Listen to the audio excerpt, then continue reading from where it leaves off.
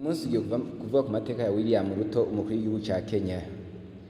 Amazina yiwe yose ni William Kipchirchir Samoei Ruto, Arap Ruto, ariko azwi cyane canke yamenyekanye cyane canke ushobora kuba umuzi cyane nka William Ruto. Ni umukuru w'igihugu ca Kenya, kimwe mu bihugu bifise ijambo rinini muri Afrika, ndetse naco igihugu ca mbere giteye imbere muri Afrika y'ubuseruko canke East Africa.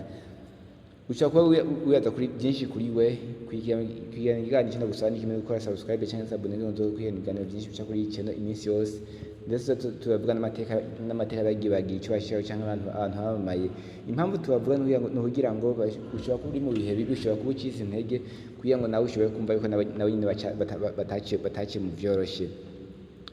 Perezida William Ruto yavutse itariki 21 z'ukwa 12 mu 1936 avukiye mu karere ka Kamagut muri Kenya, mu bwoko bw'Abakalenjin. Ubuto bwiwe: Perezida William Ruto yavukiye Isugoi muri Valley du Rift, avukira mu muryango ukenye mu bwoko bw'Abakalenjin. Amateka ndetse n'inyandiko nyinshi zivuga ku buzima bwiwe.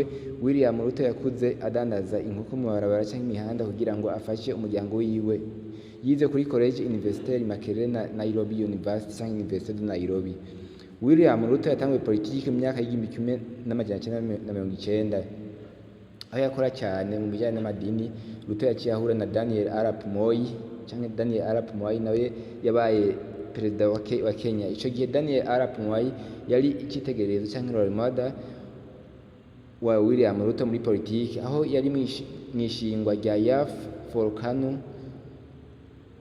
92 canke YK 92, umugwi w'abakiri bato wa KANU, Kenya African National Union, aho ari yahisemo Daniel Arap Moi azoyisohoke mu matora y'umukuru w'igihugu mu 1992.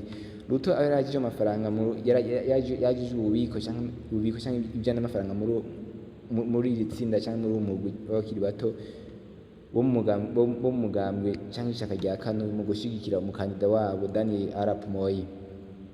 Uyu mugwi wa YAF for KANU 92 wamenyekanye cyane igihe wahangana bikomeye n'abakikuyu, aho abakikuyu batari bashigikiye Daniel Arap Moi, aho abakikuyu bari bashigikiye Mwai Kibaki. Urugendo rwiwe rwa politike: William Ruto yatowe nk'umushingamateka depute mu gace ka Eldoret, ndetse anigaragaza cyane nk'umwe mu bantu bari bakomeye umugabo cyangwa mw'ishaka rya KANU. Mu 2000 Daniel Arap Moi yari perezida icyo gihe, yagenye Ruto amuhamagara yo kuba ikigira cya minisitiri wo hagati mu gihugu cyangwa minisitiri w'ubutegetsi bw'igihugu, vice ministre de l'intérieur. Mu kwezi k'umunani mu 2002 nyene, ubwo abanyapolitike bari bakomeye muri KANU batangwa kuza barava muri mugambo cyangwa mw'ishaka rya KANU, Daniel Arap Moi yijeje Ruto kuzomugira minisitiri w'intwaro yo hagati mu gihugu, minisitiri w'ubutegetsi mu gihugu cyangwa ministre de l'intérieur muri Kenya. Mu 2002 nyene, umugambo cyangwa ishaka rya KANU yatsinze mu matora y'abashingamateka, ariko William Ruto yagumanye ikibanza nk'umushingamateka ndetse aba umukuru wa KANU. William Ruto yavuye muri KANU aja muri Mouvement Democratique Orange, ODM cyangwa Orange Democratic Movement ODM, aho uyu mugambo cyangwa iri shyaka itavuganwe na Perezida Daniel Arap Moi, aho William Ruto yari yitoje mu bakandida bahiganirwa umukuru w'igihugu muri ODM, aho yaje mu kibanza cya gatatu inyuma ya Raila Odinga ndetse na Musalia Mudavadi.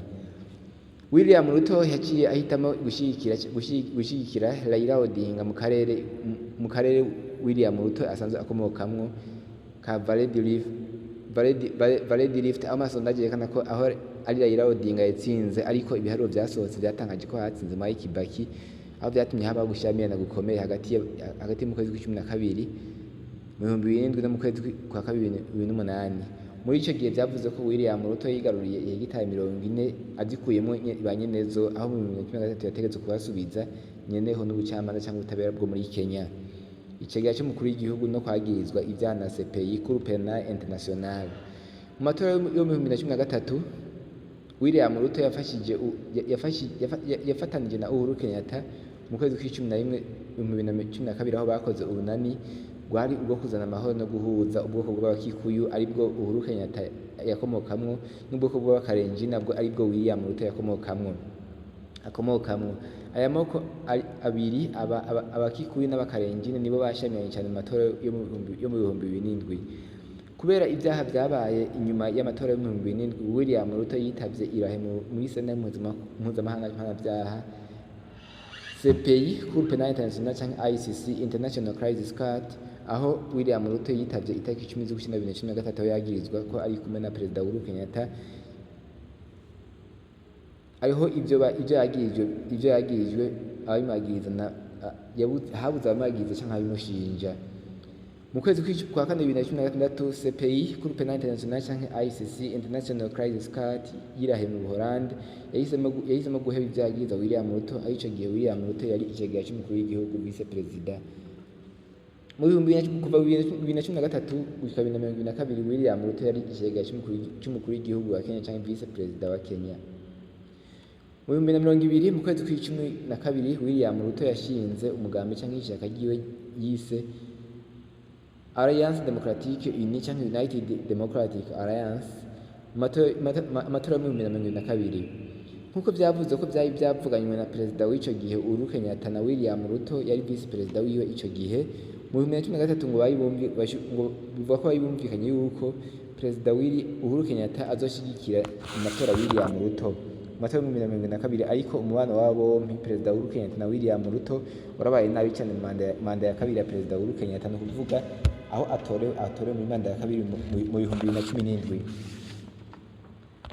aho bivuga ko icyo batahurije ko ari uko hagomba gusubirwamo ibwiza shingiro cyangwa iteko nshinga ndetse no kurwanya ibiturire cyangwa corruption cyangwa corruption, aho ibi byakora ko cyane abashigikiye Ruto.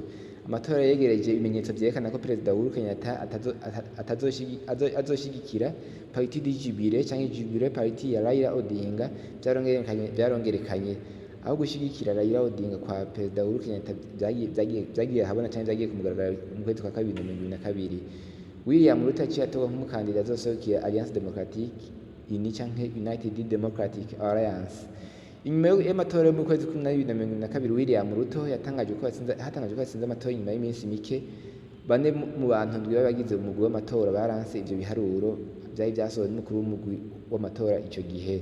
Abatemeye ibyavuye mu matora bituye sentare ntahinyuzwa cyangwa Cour supreme ya Kenya, aho itariki zitanzwe 2022 sentare yemeje ko William Ruto yatsinze amatora nawe Raila Odinga yatsinzwe. Perezida w'igihugu ca Kenya. Perezida William Ruto yarahiriye kuba perezida wa Kenya itariki 13 z'ukwezi kwa 2022 asimbuye Uhuru Kenyatta yari amaze imyaka 10 ayobora Kenya. Inyuma yuko hatowe itegeko ryongereza amakori cyangwa imisoro ku bintu bikenewe cyane mu gihugu na cyane ibifungurwa, abanyagihugu barabyanse maze bagira imyerekano ikomeye, aho byatumye perezida William Ruto afuta iyo ngingo. Mu 1991 William Ruto yakoze ubukwe na Rachel Kimeto, aho bafitaniye abana 7. Perezida William Ruto asanzwe asenga mu idini ya Africa Inland Church. William Ruto yabaye umudepite wa Kenya imyaka 15 kuva mu 1998 gushika mu 2013, abaye vice perezida wa Kenya aho yamaze imyaka 9 ari vice perezida wa Kenya. Perezida William Ruto asanzwe ari umwigisha w'ibiharuro, professeur de mathématiques. Perezida William Ruto yabaye mu mashaka cyangwa imigambi myinshi. Kuva mu 1990 William Ruto yari muri KANU, Kenya African National Union, aho yavuye mu 2005.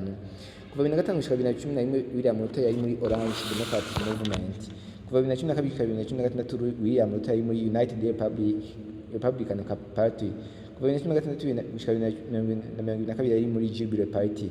Kuva mu 2020 William Ruto ari muri United Democratic Alliance yo yishingiye wenyene. Akoze no mwatwumvirije ese aya mateka uyavuga ku iki? Icyo bikoze ni kimwe nawe nyene ntibyamworoheye, bishobora kuba bimuhe uyu munsi, ariko izere ko ejo ashobora kuba heza. Impamvu tuvuga amateka y'abantu bagiye barashika ku bintu bikomeye nuko tuba tuzi yuko benshi bashobora kuba bari mu bihe cyangwa bashaka kumenya amateka, ndetse ni ikintu uwo mugabo yakoze yakunezeye. Ushaka kuja muri commentaire ndagusaba ni kimwe, kora subscribe cyangwa se abone kugira ngo uzozakwikina amateka menshi y'abantu bagiye barakora ibikorwa bidasanzwe muri Afrika cyangwa abantu bamamaye cyane muri Afrika. ndetse ikindi tunagusaba unabisangiza n'abandi ko ni benshi bashaka kubimenya ko dukora ibintu byinshi cyane. Ushaka kubimenya byose byashaka kubimenya ukore subscribe cyangwa se abone kugira ngo dushigikire, ndetse unadutere intege kugira ngo hanyuma uzo wa mbere mu gukurikirana ibiganiro byacu iminsi yose, ndetse ushishikare gukurikirana ibiganiro byacu, unakore jeme payitazi na commentaire. Murakoze.